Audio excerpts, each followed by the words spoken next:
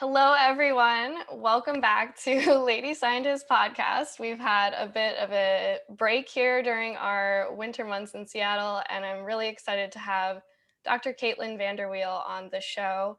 She's a neuroscientist who recently founded her own communications company called Stellate Communications.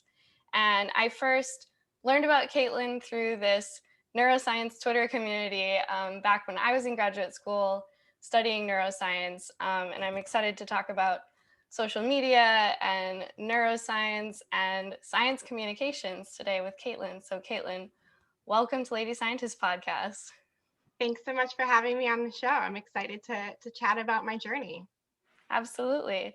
So I think I want to dive right into Stellate because you've had this really interesting path since graduate school. You've worked as a biopharma PR person, which I have zero context for what that's like. And then this past year, you founded your own company. So can you tell us a little bit about what brought that about?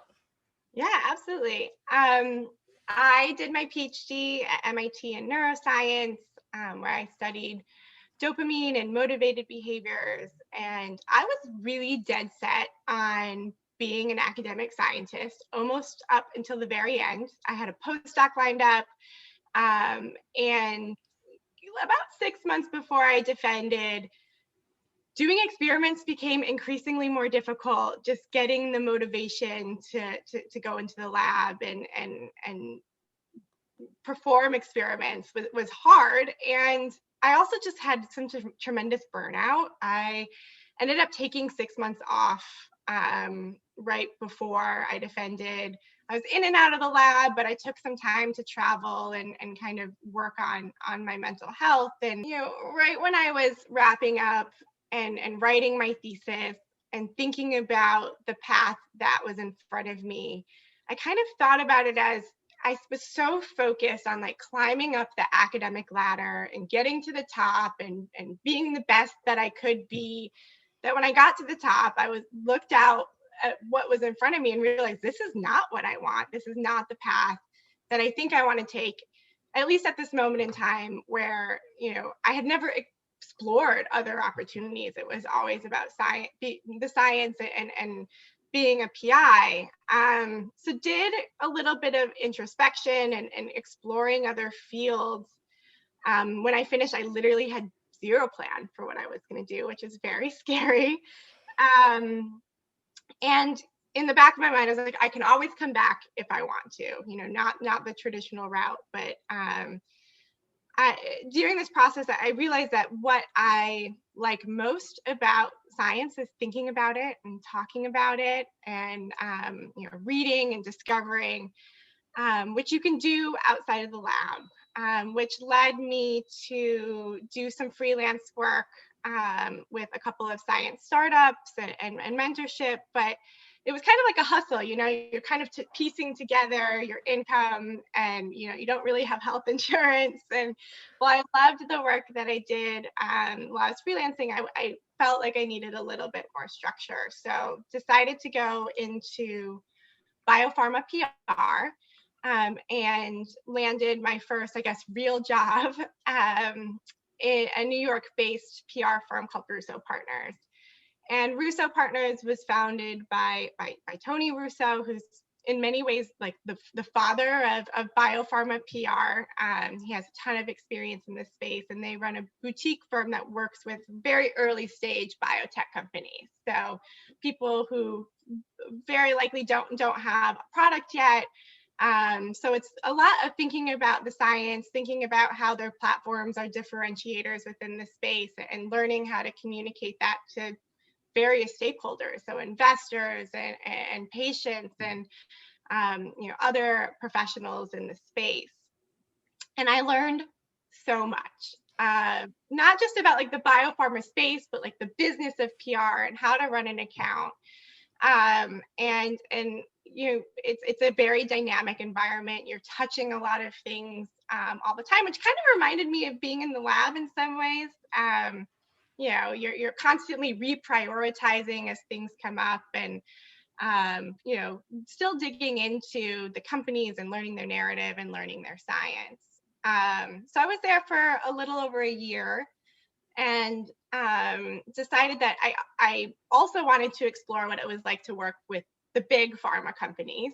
So transitioned to Syneos Health, which is a much larger kind of bench to bedside healthcare company, and they provide a lot of support in PR, but also like clinical trial recruitment, medical writing. It's a very big public company. So I sat on a corporate communications team and straddled digital and social media. So really working with executives on how to use social platforms for thought leadership, which was really fun. I obviously love the digital and social space.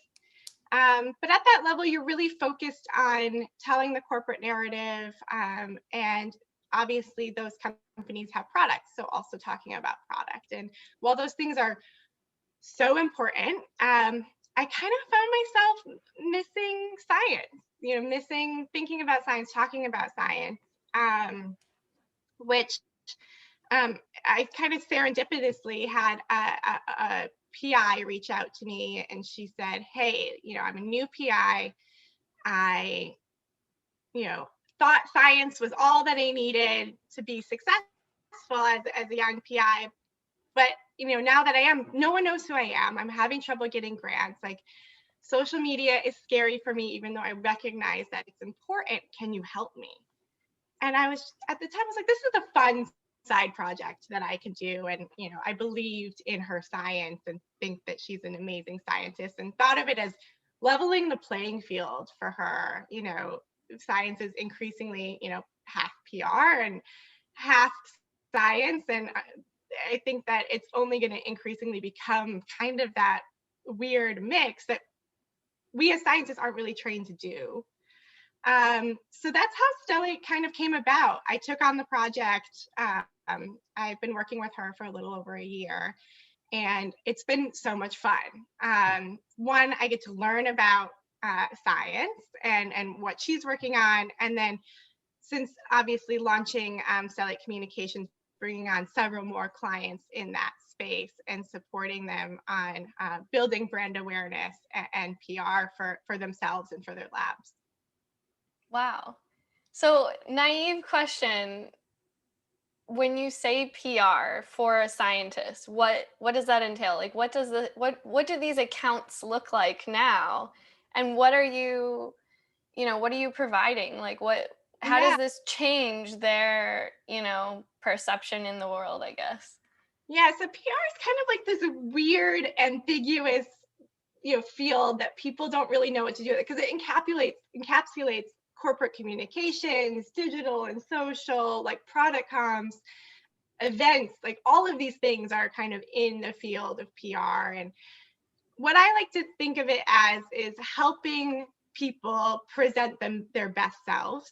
Um, for some of my clients, they like writing a tweet is so difficult and scary for them. But they are thought leaders. I mean, you don't become an assistant or associate or full PI without being a thought leader in some way.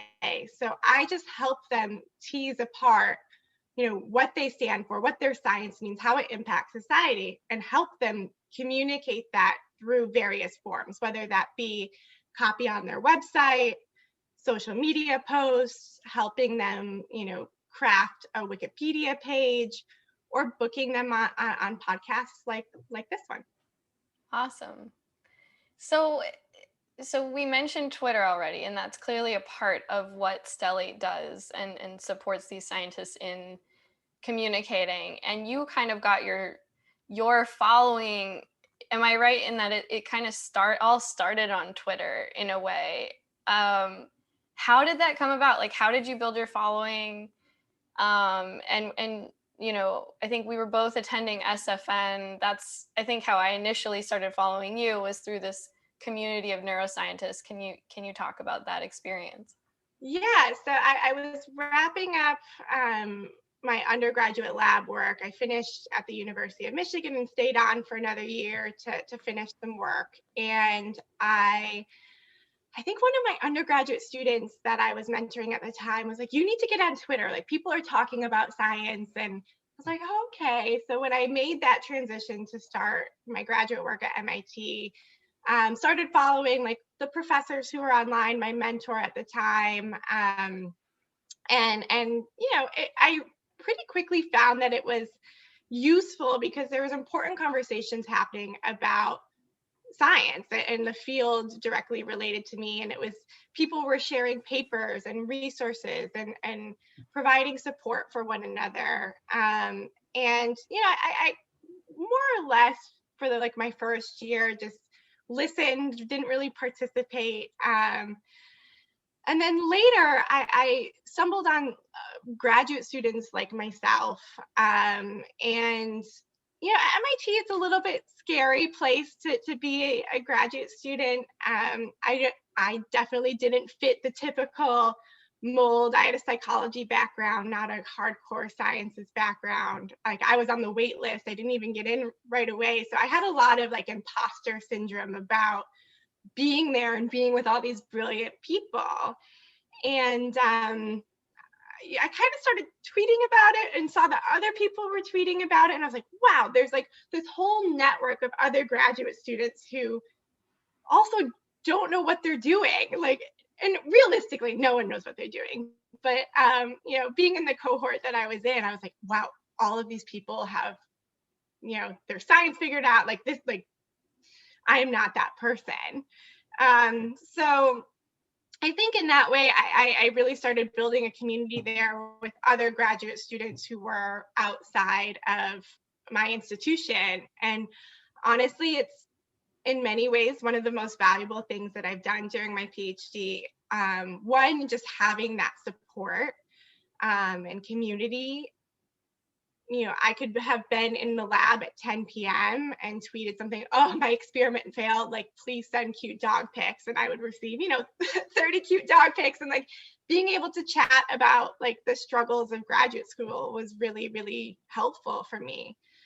And then, on the other side, it kind of transitioned into, which I didn't know at the time, what my career would actually end up being, working in digital and social to build thought leadership. So even though that wasn't the goal at the time, it certainly was the beginning of a career in communications. Wow. And as far as your following, would you say that your level of engagement and being able to kind of connect with these other scientists was a part of how you built that following? I think I think social media is social, and this is what I tell everybody. Like it's about two-way engagement and being consistent, and it's similar to building a new friendship. You can't just be really active and then completely ghost for 3 months and then come back and be like, hey, listen to me. There's some rules of engagement, and so those are on the more basic level. But I also think that I became really open about the struggles that I experienced in grad school and was talking about mental health and the impact of academia on my mental health. Maybe a little like before it was fashionable, and that said, it's not an important topic, but now it's a very obvious conversation that is happening continually, which is amazing. So and I think that people really connected with that. Like I think Yeah. a lot of people in academia struggle with their mental health because of the extreme pressures that exist there. So I kept it pretty real. I talked about the struggles and celebrated the wins, and I think I just was really open about what my life was during that time. Absolutely. Yeah, I think it's such a common experience, and it's something, for myself as a mentor for people going into graduate school, I try to be really upfront with them about how Yeah, hard of a time it was for me, and the fact that it's going to be a long haul. You don't yeah, know when it's going to be over. You're likely going to be living in a city and not making a living wage, Yeah. which I think is a big part of it. And yeah, it definitely for me was some of the hardest years of my life that I just at one point, I thought about taking time off. I thought about, Yeah. stepping away from the bench, and eventually I was just like, all right, I'm just going to try to buckle down and get through this, Yeah. and finish as quickly as possible, because I just can't remain in this state Yeah. of Yeah. my life. Like that's how I felt about it. So I commend you on being open about your experiences online, because I think that can be a really scary thing. And a lot of times, um, there's this perception of, oh, I can't talk about certain things because that's going to impact the view of myself as a professional in the world or Yeah. whatever. Like I've posted tweets where I've had mentors say, "Hey, maybe you should take that down." Yeah. I mean, I Um, think we've all been there, and I think it's a really great point that, there is a fine line. I do use Twitter as a professional network, as I think most scientists do. But you if you look at the metrics at people who are looking or seeing at your tweets, it's a lot greater than you would anticipate. And so, I would caution people to think twice about, posts that they put online, that if it's a network that they use, semi-professionally.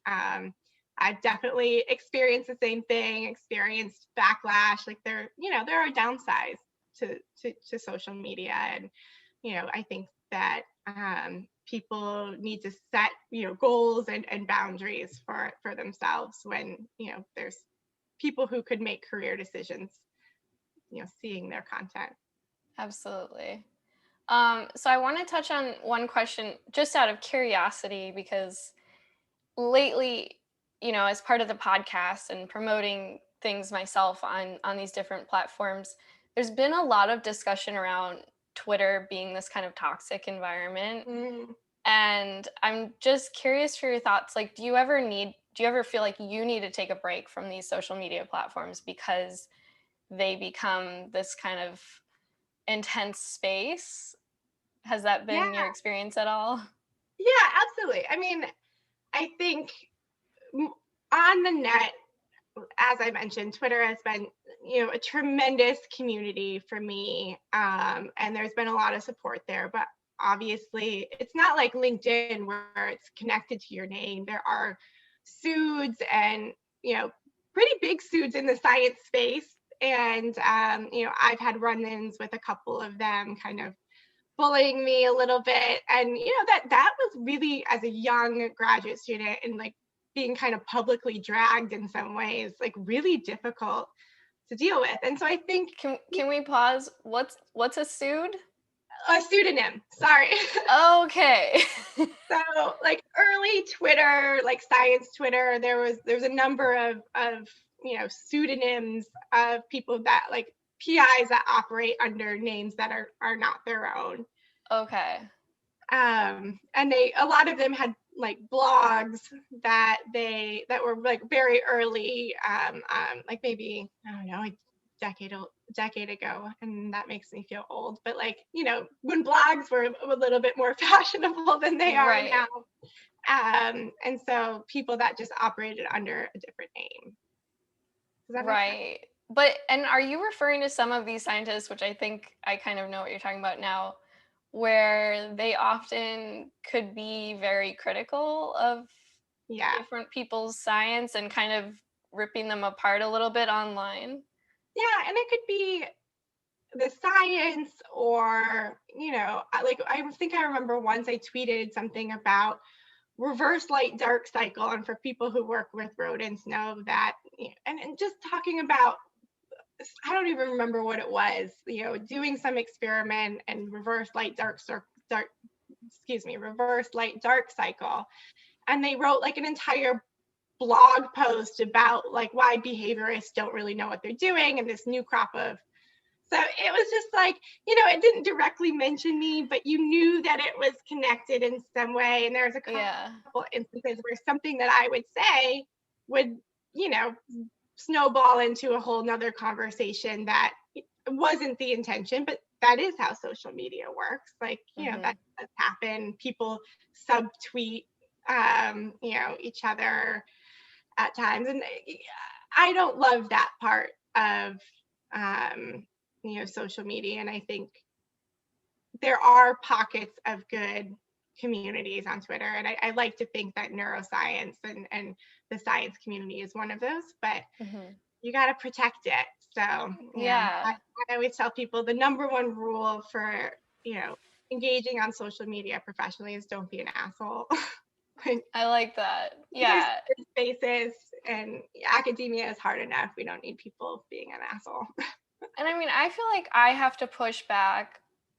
I mean, I've felt this way probably since graduate school of like putting that positivity out into the world because there's so much criticism and we're trained to be critical thinkers, right? Like, our committees are founded on this idea that they're going to like really be hard on this graduate student while they're going through this experience, which was certainly my experience. Yeah. And I think it can be a lot. And like, why shouldn't we be positive about each other's work and really, acknowledge and celebrate the work that we're impressed by? I think that's an important kind of absolutely. And I think because like Twitter is a space where there's so much open dialogue that people see it as like a level playing field, when in reality it's still not, right? If you're a second year graduate student and you tweet something about either science or life as a scientist, and you have this super famous scientist like, give a snarky remark, like that can do tremendous damage to, a young scientist's, perception of themselves and their science. And I think that, a little bit more thought to like that kind of dynamic is needed. Absolutely. So I want to ask about writing and this storytelling aspect of communications that you brought up. How much did your experience in graduate school play a role in being able to write these stories, or where does that come from? Is that something like, you grew up writing and reading and kind of carried with you through your career, and how have you like honed that skill set? Yeah, that's a really great question. I wrote and read as a kid, but I wouldn't say that was the real influence. I think for me, there's two things. One, I love people. Like I said, I have a psychology background, and basically went into it because I wanted to understand why people do the things that they do. Like, people fascinate me. I love meeting new people and learning what drives people. And I'm sure you get the opportunity with all these amazing people that you interview for the podcast, get a sense of that. And so that's one thing. I like hearing people's narratives and finding what drives them. And that's ultimately what led me down the rabbit hole all the way into like literally remote controlling rodents' brains with lasers to figure out why they do what they do. And then, so building a personal narrative is something that, or it kind of comes easily to me, either for myself or for other people, helping other people do that. And then I had really great mentors who believed in science communication. Sometimes I tell people that while I have a PhD in neuroscience from MIT, I also have a PhD in science politics. One of my mentor at the time, she is amazing at communication and building brand awareness. Everyone in the field knows who she is, and she is amazing at it. And it's done wonders for her, and it's done wonders for the people in her lab and the opportunities that become available to them. And so through that, I learned how important it is to build a persona and use whatever means you have available to you to communicate that. And so it wasn't, I don't want to say it sounds the way that I'm communicating this now, it sounds a little bit more intentional than it was. But I think given that I love discovering people's narratives, and then I was also trained on how to execute on my own and tell my own story that's woven in with the science through my mentorship, I think that those kind of things combine to lead me down that path. She sounds like she was, and probably still is, a really supportive and also a bit creative of a mentor, in that, she uplifted these different aspects of the scientific space, which I think is a unique experience for you. And I would guess that there are other mentors out there that, like, if you had worked with someone else, your life might be a lot different today, or you might have felt like you wouldn't be able to celebrate those aspects of your career. Absolutely. I feel incredibly grateful to have had Keitai as a mentor, in that, she knew that during my PhD, I was slowly building this following, and never once was she like, maybe you shouldn't be doing this. And the only advice that she gave me was like, oh, like maybe you should go in this direction, or maybe, maybe this tweet wasn't great, but like don't stop, like keep, sharing your story and talking about science. And I think because she very much saw the value in science Twitter as a community. And then in other ways, during my PhD, I founded Interstellate, which is a science and art kind of magazine collective where I collected all of these beautiful, unused images of the brain from scientists around the world, and kind of just happened by accident. And every step of the way, she was like, this is awesome, keep doing it. She even gave funds from the lab to print actual copies that we ended up giving away for free. And she even advocated for my institute to buy the copies for them to give to their donors for Christmas. So like she was always like trying to find ways to promote her people's interests, whatever they would be. And even though she really wanted me to stay in academia, towards the end, she saw how I was struggling and let me take this time off to be creative.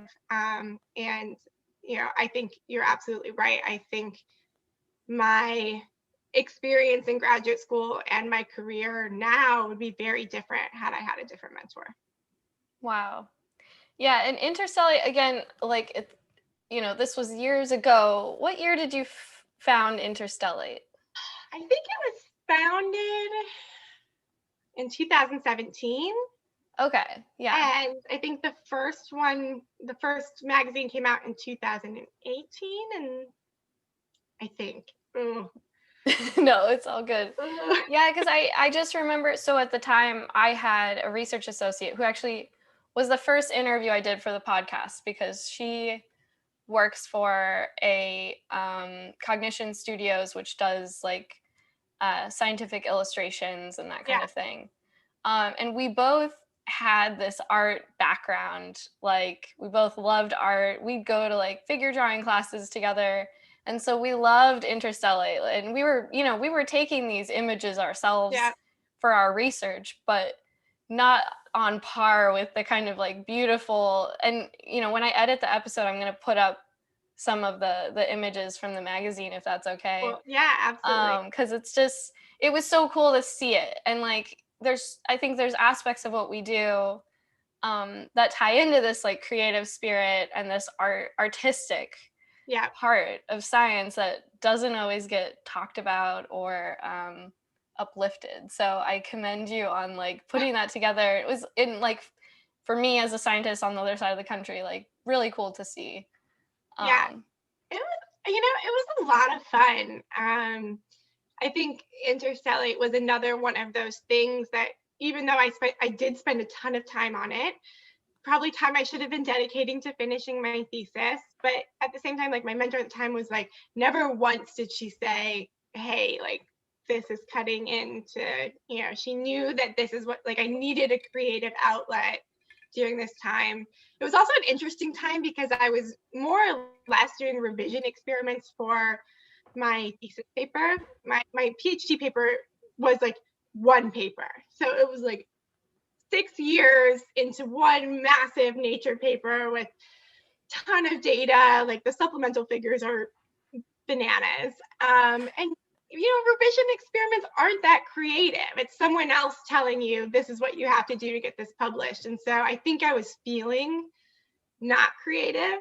And so Interstellate kind of filled that gap. I was like, coming in doing like the robot level revision experiments and then having an opportunity to work on Interstellate. So. And where is Interstellate today? Like, is it still in existence, or did you kind of? I wish. For a while I was desperately trying to keep it alive, but starting a career in a completely different space, that took precedence at the time. And for a while I was like, I really wanted to turn it into a like science writing training program where I could take on, paid students to help, build it out and venture into new fields of research. I mean, people take pretty images outside of neuroscience, but that's the space that I know. So my thought was like, if I could recruit these people, but it never really took off, unfortunately. And so more or less Interstellate is in hibernation for the time being.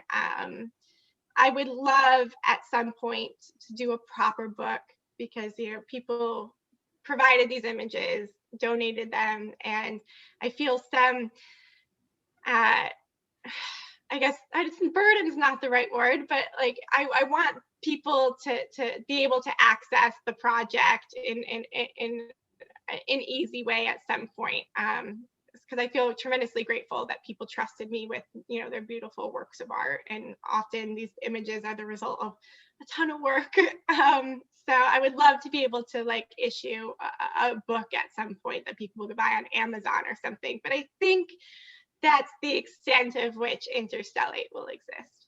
I see. I think a book would be amazing. I would certainly buy one. Thank I feel you. like I think it's getting better, but there's like a lack of gifts that you can give scientists that kind of embrace their science. I think that would be really cool. Thank you. Yeah, I'm hopefully I'm trying to venture into the publishing world a little bit, and it's a very interesting space. I'll say that. An interesting one. Yeah, early on I had talks about, building a book, but, some publishers wanted it to be like a book, like writing, lots of writing. And I was like, that's not, for me, Interstellate, it's about the images and the stories behind the images and then using it to talk about what the brain is. Like, so we'll see. TBD. Yeah. Awesome. TBD. So you mentioned your PI wanting you to stay in academia. Can we touch a little bit on some of your own thoughts when you were going through that process of what am I going to do next? And, because I think in the academic environment, you get a lot of pressure and influence. And it's almost like, even though I worked in industry, then went to academia and then went back to industry, when you're in the academic sphere, it's very much like you're going to become an academic, Yeah. Yeah, I mean, it's tricky, and I think it's been really exciting to see institutions and universities kind of, I think, are slowly evolving away from that mentality.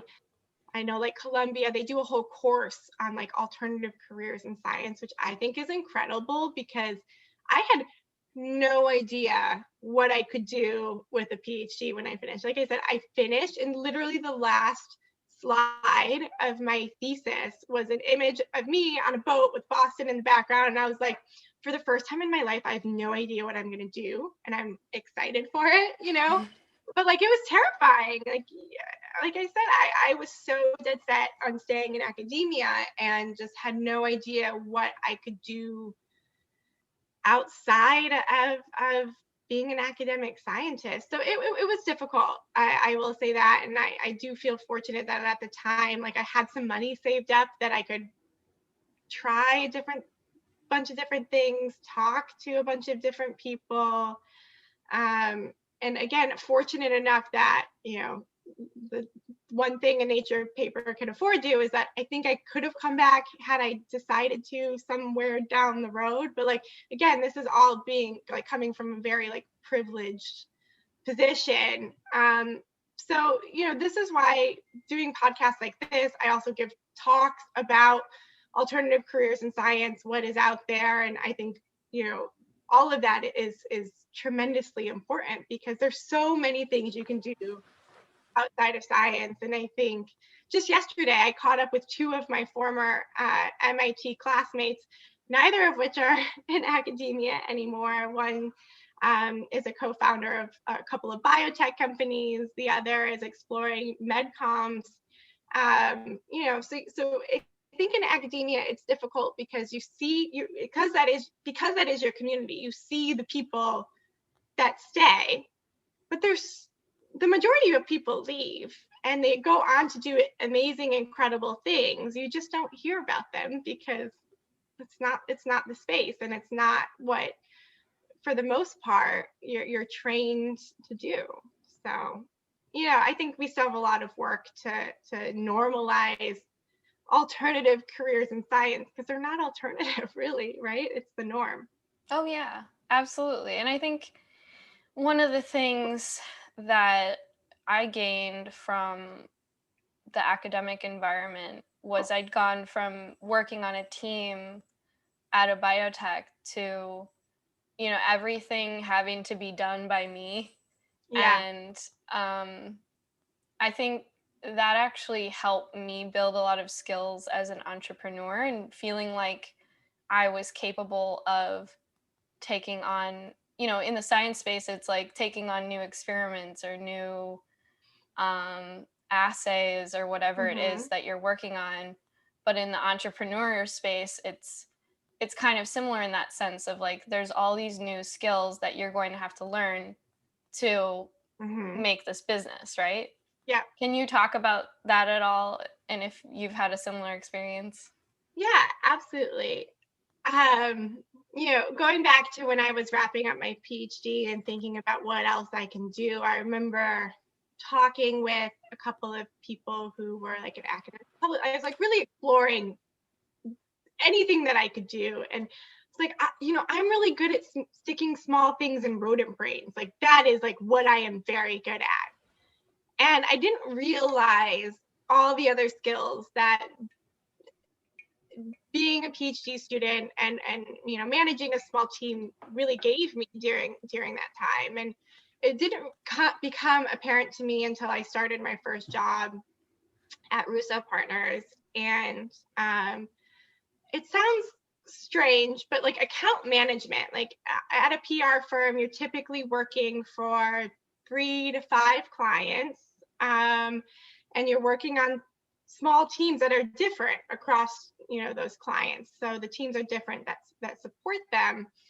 And so you have meetings with the client and you discuss like what the priorities are for the week, and you have to kind of extract what your action items are from this hour-long conversation and then meet with the team. And because PR is ever evolving, the priorities are always changing, you then have to like reprioritize and keep track of all of these things. And that's not what everyone's good at. And I didn't know that at the time. I remember coming out of a very long meeting with a client. And I was like, okay, so here are the things that we need to do. And one of my more senior colleagues was like, how did you do that? And I was like, oh, it's easy. Like, these are the salient points. Like, these are the next steps. And he was like, okay. And so like PR, I think graduate students are very good at keeping multiple balls in the air, keeping track of deadlines for the most part. And so I think account management, at least in the PR space, is something that PhD students are very good at doing. And it seems like a soft skill, but I think it translates across a lot of different industries. But coming out of my PhD, I did freelance at the time, but I didn't really know the business of PR, how to make it profitable, how to run an account, big things like you're supposed to write an agenda before every call and write action items after every call, right? Like these are things that I had no idea. I tell people that when they reference that decade in which I was in science, I was like, treat me like an alien. Like whatever happened then, I have no idea, because I was just so focused on science. I was in lab at 10 a.m. and I left at 10 p.m. every day for a very long time, right? So Wow. I had no idea what was outside of the science world. Like all of my friends were scientists, my boyfriends were scientists. Like, it was just like, this kind of tunnel that I was in. And so I do feel like the industry experience that I had working at the agencies that I did were tremendously valuable in rounding out my skill set and then also learning the business of PR. And I think, to your point, being a PhD student, like you drive your project often by yourself and pull in people as needed, and you have to kind of be fearless to kind of take the leap to do a new experiment that you've never learned how to do, and sometimes just completely figure it out on your own. So I think in that way, PhDs are trained to be entrepreneurs. It's just you're transferring those skills into that space. Absolutely. So one question I love to ask the guests is if there was a time during your scientific career when you experienced something really exciting, like, we can call it a breakthrough or whatever, but just that day when you saw a result or, something happened, Yeah. if you have a story like that to share. Yeah. I mean, I feel like there are a number of times, again, because my main PhD project was like this monster of a project, but it was a really hard one to wrangle. I was really interested in the role of the neurotransmitter dopamine in the prefrontal cortex, which is like right behind your forehead. And everyone studies dopamine in the nucleus accumbens, which is what people tend to think of as like this reward reinforcement signal. But the interesting thing about dopamine in the prefrontal cortex is that it is preferentially sensitive to aversive stimuli, to bad things, which is like kind of flies in the face of what we think that dopamine does.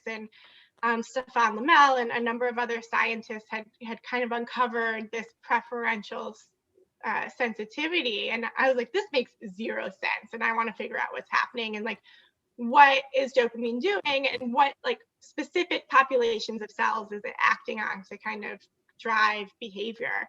We didn't know any of these things. But dopamine in the prefrontal cortex does a lot of things. And so it was a very complicated project. I was trying to identify these projection cells, so cells originate in the PFC and then go elsewhere in the brain that drive responses to aversive stimuli, so negative things, and then seeing how dopamine interfaces with them. And I found this population of cells, they're PFC neurons that project to the periaqueductal gray, which is highly responsive to anything negative in the environment. And I was like, oh, and we found if we artificially stimulated this pathway that it would drive like aversive related behaviors. And I was like, this is amazing. I found the pathway. Dopamine's going to activate this pathway and it's going to be awesome. And like, this is my paper and I'm done. So what we did was we took like the brain out of an animal and put it into like a slice. We prepared a slice and we patched onto the cell to record activity and washed dopamine onto it, and nothing happened. Nothing. And we did probably 200 cells this way. And we're like, how is this possible? This doesn't make any sense. And we did a couple of other experiments to kind of get at this idea, and nothing was working. And we were like, well, I guess that's just not what happens. And then kind of going in and reading the literature, I realized that a lot of and also like looking at the dopamine receptors on there's no dopamine receptors on this population of neurons. So it's like, clearly dopamine's not doing anything, at least when it's outside of the animal, which is the key point here, because what we found is that the majority of dopamine receptors are actually presynaptic, so on neurons that impinge onto these cells. And so I was like, well, maybe it's gating this input. And you can't look at that in a brain slice that is not fully intact, because you need those intact inputs. And so I had this idea. I was like, we need to do this in vivo in an intact animal. And the technology at the time just didn't really like exist to do exactly what I wanted, and it wasn't fully validated. And I thought it like worked with my mentor at the time. I was like, this is the experiment. I want to do in vivo electrophysiology in the last 6 months of my PhD, which I had never done before. Like, it's crazy. And she like, Caitlin, you don't want to do this. Like, my thesis was like, they just wanted me to get out. They were like, just finish it up. Like, I was like, no, like, I really want to do this experiment. Like, we have the tech in the lab. Like, it's going to take some finagling and stuff. But we did it in collaboration with two of my colleagues there, one who's on the computational side who helped tremendously. And we did our first animal. Like, we immediately ran, like, exported all the data, ran to his computer. He coded up, you know, a quick analysis, and like, I basically fell out of my chair when I saw like the activity, because what we did see is in a fully intact animal stimulating dopamine onto these neurons while there was an aversive stimulus happening at the same time, and actually amplified that signal, which is kind of, you know, it was just way more complicated than we ever could have imagined. We kept trying to simplify the problem, but it clearly wasn't working. It's the brain. It does very complicated things. And I think I cried. I think I like called literally everybody that I knew. And, yeah. you know, we still had a number of more animals to collect, but as we collected more data, it was all supportive of you know, what we had initially found. And I think at that moment, it was like, I don't even know, it was obviously a very important part of the paper, but it was like kind of that one where I was like, oh my gosh, I'm going to graduate. Like, this paper can be done. Like, you know, it's not a pretty bow, but it's a bow, right? Yeah. Wow. And I feel like that's so reflective of the trials and tribulations of the neuroscience field, because so much of like the science that a lot of people do, we're trying to do this in a dish, and it's really, really hard to translate to this multicellular, you know, very complex organ. And that's just incredible that you really pushed for that experiment and were able to actually see the effect. I had a lot of help from a lot of people. I tell people that, you know, finishing my PhD, like my team literally dragged me over the finish line, kicking and screaming, because they were like, we are going to finish this paper. And it was a lot of help from a lot of talented people, but it was a journey, that's for sure. Wow. So is dopamine your favorite neurotransmitter? Yeah. I've studied dopamine for a decade. You know, even when I was an undergraduate, I was using fast scan electrophysiology. Fast scan cyclic voltammetry to actually record dopamine neurotransmission in awake and behaving animals, and that was kind of where I fell in love. I mean, I've always been really fascinated by motivated behaviors, and dopamine is that neurotransmitter that's involved. So it's very cool. I have a nerd question. So as someone who, you know, I dabbled in neuroscience, I wouldn't say like I'm not like a pure neuroscientist. I was more on the systems biology side and that kind of thing. But I think it's interesting as scientists, how much we learn in the lab and how little of it can be translated to like our real lives. Yeah. So I'm just pure nerd curiosity. Like, is there anything that you've learned from neuroscience that you feel like you can actually kind of like taken, like, for instance, about motivation, like you've studied motivations of behavior. Yeah. Yeah. I mean, I started studying behavior and motivation because I was really fascinated in understanding why people do things that are bad for themselves. That was kind of, it was like a thesis that I wrote in high school, actually, and that kind of stemmed from, people in my family struggling with addiction or depression, and myself. I mean, I had stints of like eating problems, and that kind of flies in the face of what your evolutionary instincts tell you to do, right? Like, dopamine is supposed to motivate you to do things that increase your survival, like eat and drink water and have sex to pass your genes to the next generation. So that's really where like my interest in dopamine started, is why do people do things that they do, and why do they do things that are bad for them. And I think there are a lot of things that I've learned, but particularly in like the mood disorder addiction space, like I can kind of step back and think about, okay, what's going on inside of me to like drive this need or this want or this anxiety that I'm having. Like, I think it's becoming more known that mental health disorders, for example, are a chemical imbalance. Like, it's an actual physical manifestation.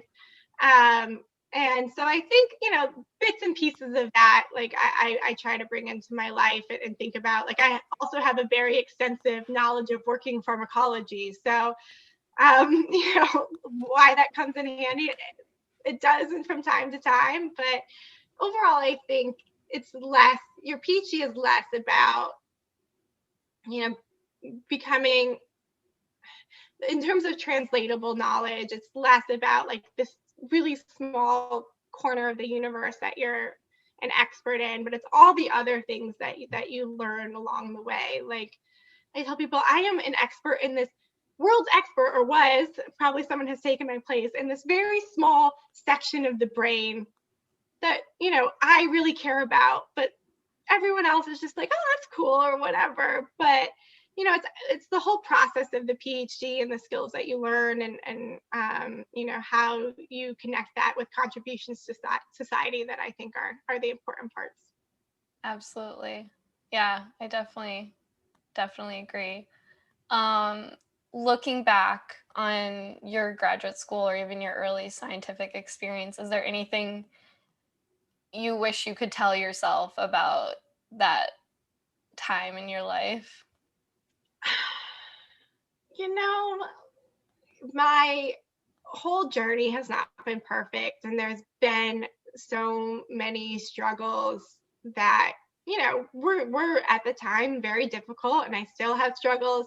And I think, would I do anything differently than what I did? Probably not. Like, it made me the person who I am today and gave me the opportunities that I have now. I think the biggest thing was just be confident. Like, I wish I could have told myself, you're badass, you belong there, you have to be there. Like, let go of all of this anxiety and insecurity, and just keep doing what you're doing. Because for so long I was really focused on like being the best at something, and no one's the best at anything all the time. And I certainly never was the best at what I was trying to be. So I think I just would have advised myself to be a little bit kinder to myself. Yeah, absolutely. I think that's a great message and note for us to kind of conclude on. And I just want to thank you for taking the time today to share your experiences with everyone who listens to the podcast, and I think really embrace these alternative journeys and alternative career paths. I think it's important to recognize. And for your company, you can follow Stellate on Twitter, correct? There's Mm-hmm. Twitter. If people want to get in touch with you, what's a good contact? Caitlin at stellatecoms.com.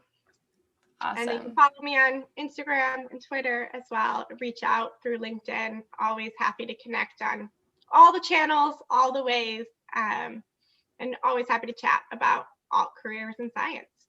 Yeah, so if you're a scientist out there who needs some help with their PR, social media, Caitlin is the one to reach out to. I'll put all of the links below our YouTube as well as our Apple and Spotify episodes where you can listen to all of the Lady Scientist podcast episodes. So thank you so much, Caitlin. Thanks for having me on the show.